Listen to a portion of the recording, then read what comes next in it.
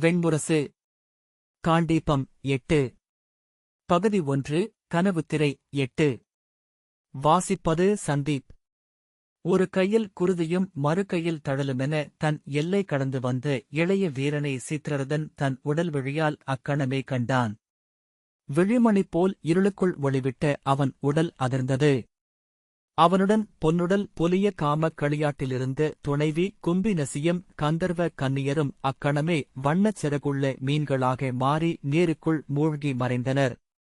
அவர்களின் அச்சமும் நாணமும் நிறைந்த பதரும் சொற்கள் அவனைச் சுற்றி குமிழிகளென எழுந்து வெடித்தன. சினம் நெய்யில் எரியென பற்றிக் கொள்ள தன் உடல் பெருக்கி நீருக்கு மேலெழுந்தான் சித்திரரதன்.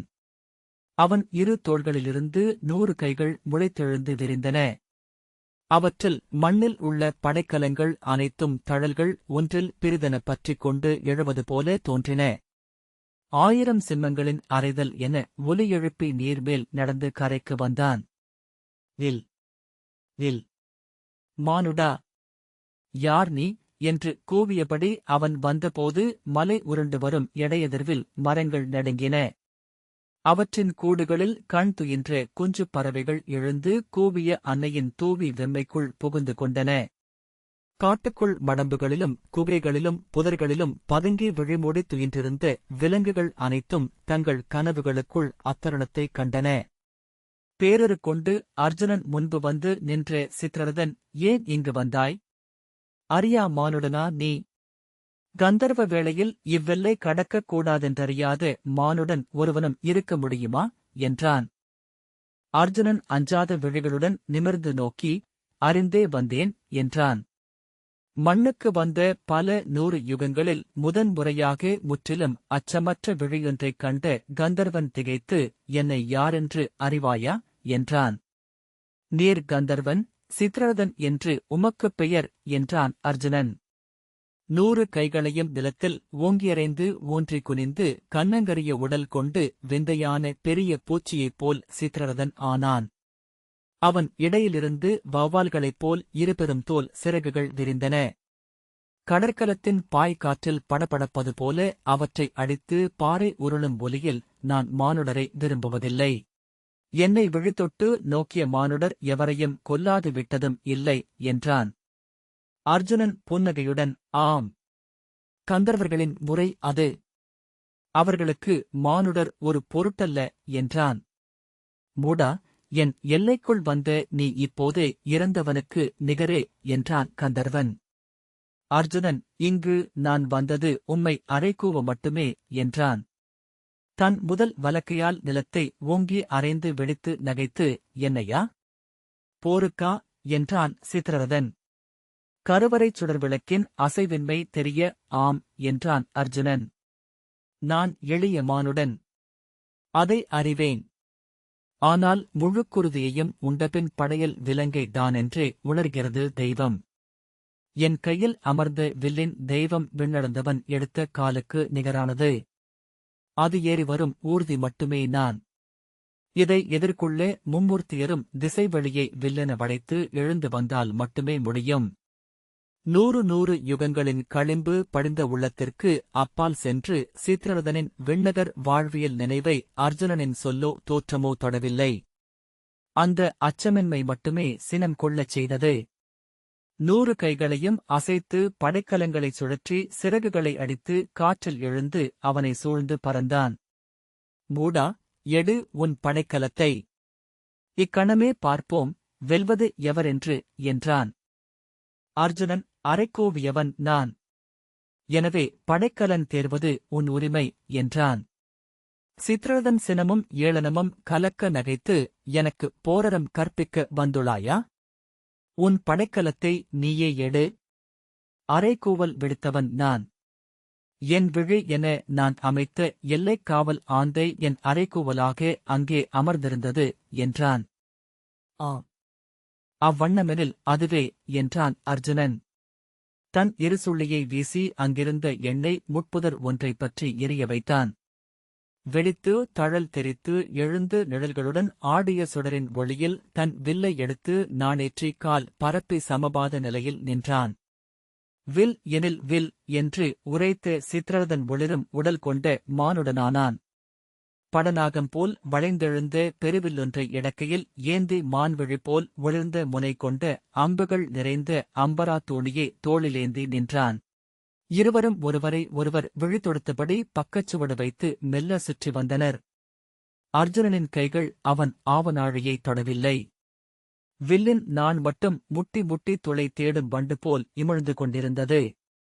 கந்தர்வனின் 10 விரல் நகங்களிலும் கருவிழிகள் எழுவதை அர்ஜுனன் கண்டான்.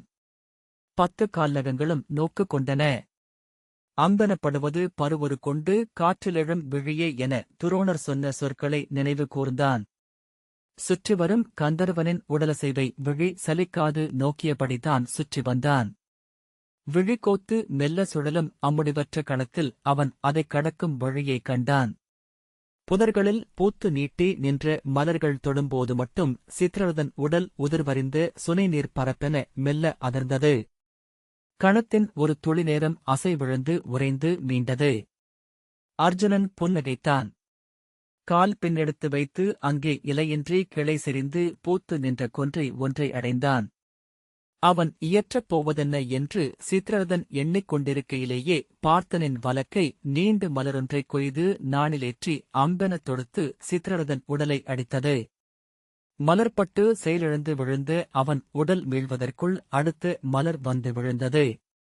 மலர் மேல் மலர் வந்து விழ முடிவற்ற நீளம் கொண்ட மலர்ச்சரடென ஆயிற்று அந்த ஆவத்தொடர். எழுந்த பெருங்கையில் வில்லும் மறுகையில் அம்புமாக பனிச்சிலையென நின்றான் சித்திரரதன்.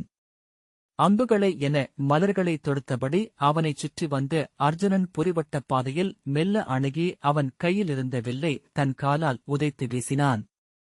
மறுகையில் இருந்த அம்பைத் தட்டி நிலத்தில் இட்டான். இமயசைவம் இன்றி நின்றிருந்த சித்திரரதனின் மேல் பாய்ந்து அவன் குளிர்ந்த கைகளைப் பற்றி முறுக்கிப் பின்னால் பதித்தான். கால்களுக்கு நடுவே கால் செலுத்தி நிலையழையச் செய்து மண்ணில் வீழ்த்தி தன் உடலால் இறுகப் பற்றிக் கொண்டான். வென்றேன் கந்தர்வரே என்றான்.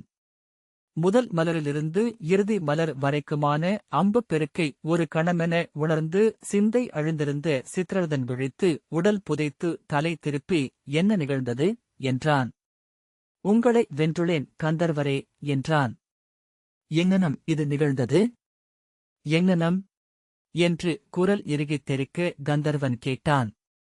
மானுடன் கந்தர்வரை வென்றது இதுவரை நிகழ்ந்ததில்லை. நீ திருமால் உருவமா? முக்கண்ணன் படையினனா? கந்தர்வரே, எண்வகை நுண்திறன் பெற்றவர் நீங்கள். அங்கே உங்கள் கந்தர்வ கன்னியருடன் நீராடுகையில் உருவழிந்து இலகிமை கொண்டு காற்றென ஆகியிருந்தீர். காதல் கொண்டு கனிந்திருந்த அகமோ நுண்ணிய அணிமையில் இருந்தது. காமம் கலைந்து எழுந்து சினம் பெருகி என்னுடன் போர் புரிய வருகையில் மலை என வளர்ந்து மகிமைக்கு மாறியது உங்கள் உடல். அப்போதும் காதலின் நினைவில் அணிமையில் நீடித்திருந்தது உள்ளம். உங்கள் மகிமையுடன் போரிடலாகாது என்றுணர்ந்தேன். இம்மென்மலர்களால் உங்கள் அணிமையைத் தாக்கி வென்றேன் என்றான் அர்ஜுனன். தசைகள் தளர உடல் தொய்ந்து மண்ணில் அமிழ்ந்து சித்திரரதன் கண்ணீர் விட்டான். ஆம், என்னுள் இரண்டென பிளந்து வலுவிழந்தேன். எனவே நீ என்னை வென்றாய் அர்ஜுனன். கந்தர்வரே, வெல்லப்படுபவர் அனைவரும் பிளவுண்டவர்களே. ஒன்றென நின்றவன் தோற்றதில்லை என்றான். என் கந்தர்வத்தன்மையே என் படைக்கலங்களை பொருளற்றதாக்கியது என்று சொல்லி நிலத்தில் முகம் புதைத்தான் சித்திரரதன்.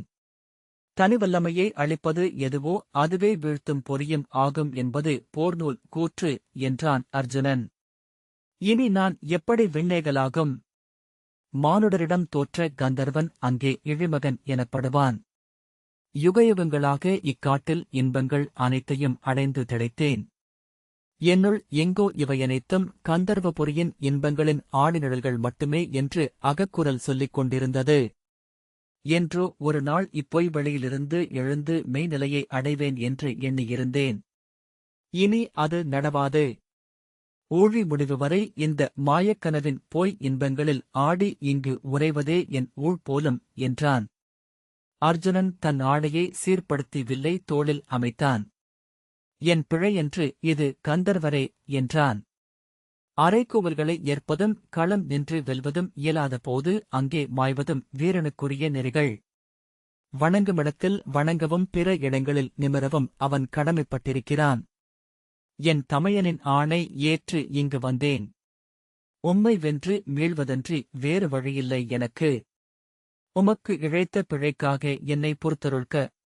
எரிந்து அகன்று சென்றிருந்த புதர்த்தீயை அணுகி அங்கு உள்ளெண்ணெய் பற்றிக் கொள்ள நீலச்சுடர் எழுந்து சீறிக்கொண்டிருந்த இருசுள்ளி ஒன்றை எடுத்தான். அதை சுழற்றியபடி விடையருள்க என்று சொல்லி தலைவணங்கி திரும்பினான். திடுக்கிட்டு கையூன்றி எழுந்தமர்ந்து நில் என்றான் சித்திரரதன். இவ்வண்ணம்தான் நீ இவ்வனத்திற்குள் புகுந்தாயா? ஆம் என்றான் அர்ஜுனன். எதற்கு அதை வினவுகிறீர்? சித்திரரதன் எழுந்து கை நீட்டி உனது வலக்கையில் குருதி என்றான். நான் கொன்ற அவ்வாந்தையின் குருதி அது என்றான் அர்ஜுனன். சித்திரரதன் இருகைகளும் தளர தலை குனிந்து எப்படி மறந்தேன்? அச்சொற்களை எப்படி மறந்தேன் என்று தனக்குத்தானே சொல்லிக் கொண்டான். யுகங்கள் சரிகென விழுந்து என் அனலை அணைத்துவிட்டன. எப்படி இதை மறந்தேன்? நிமிர்ந்து அர்ஜுனனை நோக்கி, இளையோனே, இங்கு நான் இத்தனை யுகங்கள் காத்திருந்ததே ஒருகையில் தழலும் மறுகையில் குருதியும் என இங்கு நுழையும் ஒருவனுக்காகவே என்றான். அர்ஜுனன் இது வெறும் தற்செயல் என்றான். மானுடனே, புடவிப் பெருநிகழ்வில் தற்செயல்கள் இல்லை. ஒவ்வொரு கணமும் பெரும்படிவன் சொல்லெண்ணி யாத்த கவிதை போல் அமைப்பும் இலக்கும் இலக்கணமும் உள்ளதென்றுணர்க என்றான் சித்திரரதன். நான் காத்திருந்த மானுடன் நீயே, அர்ஜுனன் வியந்து நின்றான். சித்திரரதன் கை நீட்டி, இளையவரே, தாங்கள் எவரென்று நான் அறியலாமா? எளிய மலைவேடரல்ல என்று தோற்றத்தால் அறிவேன். அரசகுடி பிறந்து முதன்மையான கல்வியைப் பெற்றவரென்று இங்கு கைத்திறனால் காட்டினீர். மணிக்குண்டலங்களும் பொற்கச்சையும் ஏவலும் அகம்படியும் கொம்பும் குழலும் இன்றி வந்திருப்பதனால் எவரென்று அறியக்கூடவில்லை என்றான். அர்ஜுனன், கந்தர்வரே, என் பெயர் பார்த்தன். அஸ்தனபுரியின் அரசர் பாண்டுவின் இளைய மைந்தன். இளவரசர் தருமரின் அடிபணியும் இளையோன் என்றான். சித்திரரதன் வியந்து, ஆம். இதை எப்படி தவறவிட்டேன்? தாங்கள் இளைய பாண்டவராக மட்டுமே இருக்க முடியும். அன்றேல் துவாரகை ஆளும் இளைய யாதவன். ஆனால் அவன் முகில் நீல நிறத்தவன். அல்லது வில்திறன் மிக்க கர்ணன், அவனோ இன்னும் உயரமானவன். பிறிதவரும் தாங்கள் இங்கு காட்டிய இவ்வில்திறனை எய்தவில்லை என்றான். ஆனால் கள்வரைப் போல் இவ்விரவில் இவ்வண்ணம் காடு புகுவது ஏன்? என்னைப் பொறுத்தருள வேண்டும். தாங்கள் எவரென அடையாளம் காணக்கூடவில்லை. அர்ஜுனன் புன்னகைத்து, அது நன்று. இன்னும் சில காலம் நாங்கள் எவரென்றறியாமல் வாழ விழைகிறோம் என்றான். நீரிலிருந்து மீன் வடிவில் எம்பி சேற்றில் விழுந்து மும்முறை துள்ளி மானுடப் பெண் வடிவில் எழுந்த சித்திரரதனின் துணைவி கும்பினசி நீர் வழியும் உடலுடன் புதர்களை விலக்கி அவன் அருகே வந்து நின்றாள். அவளைத் தொடர்ந்து கந்தர்வ பெண்கள் புதர்களுக்குள் நின்றனர். சித்திரரதன், இங்கு தங்களால் முற்றிலும் தோற்கடிக்கப்பட்டிருக்கிறேன். எனவே என் பெண்டிருடன் தங்களுக்கு தொழும்பர் பணி எடுக்க கடமைப்பட்டுள்ளேன்.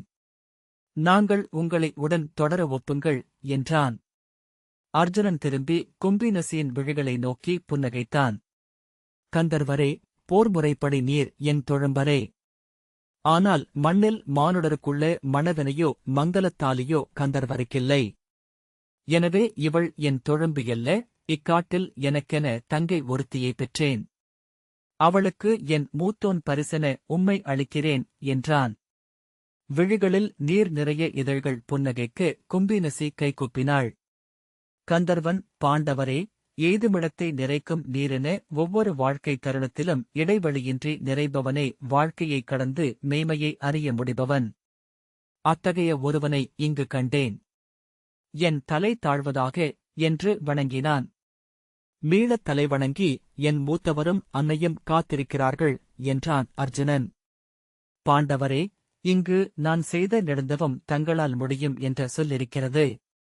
விண்ணில் யுக யுகங்களுக்கு முன் நிகழ்ந்த ஒரு புதிரை இங்குரைக்கிறேன். அதற்கான விடையை தாங்கள் அளித்தால் மெய்யறிந்து இப்பொய்யுலகை விடுத்து விண்ணேகுவேன் என்றான் சித்திரரதன். சொல்க என்றான் அர்ஜுனன். தான் மண்ணில் இழிந்த கதையை சித்திரரதன் விரித்துரைத்தான்.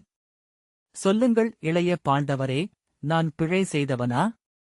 நான் உரைத்தவற்றில் அறவிலகல் ஏதுள்ளது? இலக்கு நோக்கும் வீரன் பாதையின் சிற்றுயிர்களை கருத்தில் கொள்ளலாகுமா என்றான். அர்ஜுனன் எண்ணம் முழுத்து முகத்துடன் மெல்ல நடந்து கங்கையை அணுகி அதன் நீர்ப்பரப்பில் தன் வில்லை வைத்தான். கங்கை கொதிநீரென இளகி அலைவு கொண்டது. ஒவ்வொரு அலை வளைவும் சென்று கரையை நாவால் தொட்டு சுருண்டு மீண்டது. இறுதி அலையும் ஓய்ந்து நீர்ப்பரப்பு பளிங்கு தகடென ஆனபோது விழிமூடி தன்னுள் ஆழ்ந்து சென்று சொல்லெடுத்து திரும்பினான். கூரிய சிறு முகத்தில் படர்ந்து மெல்லிய தாடியை கையால் நீவியபடி, கந்தர்வரே, நீர் செய்தது பிழை என்றான். சித்ரரதன், ஏன் என்றான். இலக்கை நோக்கிச் செல்லும்போது எவ்வண்ணம் பாதையை நோக்க முடியும்? இப்பாதையில் செல்லும் சகடங்கள் எவையும் சிற்றுயிர்களை கொல்வதில்லையா? சொல்லுங்கள் இளைய பாண்டவரே, உங்கள் அம்புகளால் எளியவர் கொல்லப்பட்டதே இல்லையா? சிற்றுயிர்கள் அழிந்ததில்லையா? அர்ஜுனன், ஆம், சிற்றுயிர்களை சகடங்கள் தவிர்க்க முடியாது. ஆனால் அந்த இலக்கு அச்சிற்றுயிர்களின் நலனுக்காக அமைந்திருக்க வேண்டும். அனைத்துயிரும் மண்ணில் காலூன்றி அறத்தில் உயிரூன்றி இங்கு வாழ்கின்றன. அவ்வரத்தை இலக்காக்கியவன் செல்லும் பயணம் தெய்வங்கள் நிகழ்த்துவது. அவன் அதன் கருவி மட்டுமே என்றான். ஆம், எளியோர் கொல்லப்படாது போர் நிகழ முடியாது. ஆனால் அப்போர் அன்னோரன்ன எளியோர் அச்சமின்றி சிறந்து வாழ்வதற்காக அமைந்திருக்க வேண்டும். கந்தர்வரே, அறத்தின் பொருட்டு வில்லேந்துபவனுக்கு மட்டுமே கொல்லும் உரிமையுள்ளது. அறத்தின் பொருட்டன்றி சிந்தப்படும் ஒவ்வொரு துளிக்குருதியும் பழி சூழ்ந்ததே. அன்று நீர் சென்று கொண்டிருந்தது உமது உவகைக்காக மட்டுமே. ஆணவத்திற்காகவும் அகமகிழ்வுக்காகவும் இலக்கு கொள்பவன் பழி சுமந்தாக வேண்டும். அவன் வில் தொட்டிருந்த கங்கை பளிங்கு வெளிக்குள் சுடர் ஏற்றப்பட்டதைப் போல ஒளி கொள்வதை சித்ரரதன் நோக்கினான். அவ்வொளியில் சைத்ரிகம் என்னும் அக்காடே மின்னத் தொடங்கியது. இலைகள் பளபளத்தன. மலர்கள் வண்ணம் கொண்டன. மெந்தோவிகள் ஒளி துழாவ பறவைகள் எழுந்து காற்றில் மிதந்தன. ஒளி பெருகி கண் நிறைத்தபோது கைகூப்பி சித்ரரதன் சொன்னான், தீட்டப்படும் எதைவிடவும் அறம் கூறியது என்றுணர்ந்தேன். ஏனெனில் ஒவ்வொரு கணமும் குருதியால் கூர்மையாக்கப்படுவது. அது முழந்தாளிட்டு அர்ஜுனனை வணங்கினான். தானும் கைகூப்பி, குருவருள் கிடைக்கட்டும், மெய்மை துணை நிற்கட்டும் என்று அர்ஜுனன் அவனை வாழ்த்தினான். தங்களுக்கு குருகாணிக்கை என நான் எதை அளிக்கலாகும் என்றான் சித்ரரதன். இந்த அறிவு என்னில் விளைய வேண்டுமென்றால் நான் காணிக்கை அளித்தாக வேண்டும். ஏற்றருள்க. அர்ஜுனன் புன்னகைத்து, தங்களிடம் உள்ளவை என்னென்ன என்றான். சித்ரரதன், ஒருபோதும் களைப்புறாத வெண்புறவிகள், எந்நிலையிலும் அச்சிராத தேர்கள், மலை முட்டினாலும் உடையாத கதாயுதங்கள், அம்பு ஒழியா ஆவனாழிகள், அரானான் கொண்டவிர்கள், திசை வளைக்கும் பாசக்கயிறுகள், வான் கொளுத்தி இழுக்கும் அங்குசங்கள். படைக்கலன்களில் வல்லமை கொண்டவை அனைத்தும் என்னிடமுள்ளன. கொள்க என்றான். அர்ஜுனன், இப்படைக்கலன்களை விட வலிமையானது எது என்றான். கந்தர்வன், படைக்கலன்களில் முதன்மையானது விழியே. படைக்கலன்கள் அனைத்தும் நெருப்பு போன்றவை. காற்றென வந்து அவற்றை உயிர்கொள்ளச் செய்வது விழிநோக்கே. படைக்கலம் பாரு. விழி அதில் சிவம் என்றான். அப்படைக்கலங்களை ஆளும் கந்தர்வ விழிகளை எனக்கு அழியுங்கள் என்றான் அர்ஜுனன். இளையவனே, விண்ணுக்கு மேலுள்ளவர்களால் மட்டுமே ஆளத்தக்கது இந்த விழி. ஆம், மண்ணில் அது பெரும் சுமை என்றேயாகும் என்றான். அதையன்றி பிறதை வேண்டேன் என்று சொல்லி அர்ஜுனன் திரும்பிக் கொண்டான். நில்லுங்கள். கந்தர்வ விழிகளை அடையும் மந்தளச் சொல் ஒன்றை உங்களுக்கு அளிப்பேன். அதற்கு சாக்ஷசி என்று பெயர். அதை மும்முறை சொல்லும்போது மட்டும் அவ்விழிகளை அடைவீர் என்றான் சித்ரரதன். உங்கள் விழிகளை 3 வண்ணங்களில் ஒளிவிடச் செய்யும் அது. ஹிரண்யாக்ஷம் என்னும் முதல் நிலையில் நீங்கள் தெய்வங்களையும் தேவர்களையும் மூதாதையரையும் ஊன்விழிகளால் பார்க்க முடியும் என்றான் சித்ரரதன். நீலாக்ஷம் என்னும் விழியால் இப்புவியில் உள்ள அனைத்தையும் பார்ப்பீர்கள். புழுவின் விழிகொண்டு அசைவுகளையும், ஈயின் விழிகொண்டு அசைவின்மைகளையும், கழுகின் விழிகொண்டு மண்ணையும், தவளை விழிகொண்டு வானையும் பார்க்க முடியும். இப்புவியில் மானுட விழிக்கு எட்டாதவையே பெரும்பகுதி என்றறிக. நீலாக்ஷத்தால் நீங்கள் பார்க்க முடியாத எதுவும் இப்புவியில் எஞ்சாது. சாரதாக்ஷம் என்னும் இருள்மணி விழியால் ஒளியென எதுவும் எட்டியிராது 7 ஆழுலகங்களையும் உங்களால் பார்க்க முடியும். பாதாள நாகங்களை, இருள் வடிவ தெய்வங்களை, பழி கொண்ட ஆன்மாக்களை என்றான். பாண்டவரே, விழிகளால் ஆக்கப்பட்டது உலகம்.